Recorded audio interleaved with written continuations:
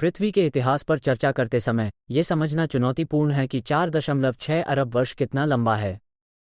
इस विशाल समय रेखा को अधिक प्रबंधनीय बनाने के लिए भूवैज्ञानिकों ने वो विकसित किया है जिसे भूगर्भिक समय पैमाने के रूप में जाना जाता है।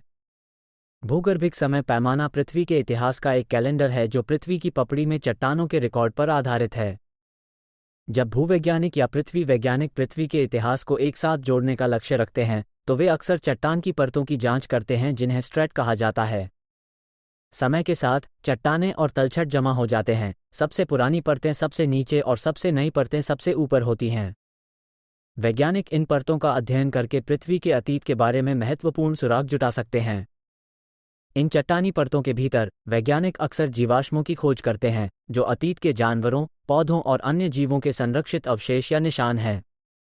किसी परत में पाए जाने वाले जीवाश्मों के प्रकार हमें उस जीवन के बारे में बहुत कुछ बता सकते हैं जो उस परत के बनने के समय अस्तित्व में था। उदाहरण के लिए, डायनासोर का जीवाश्म मिलना ये दर्शाता है कि परत थी बनाया था डायनासोर के समय में। इसके अतिरिक्त पृथ्वी के इतिहास में घटनाओं की सापेक्ष आयु स्थापित करने के लिए चट्टान की परतों का उपयोग किया जाता है, जिससे हमें यह निर्धारित करने की अनुमति मिलती है कि कौन सी घटनाएं दूसरों से पहले हुईं।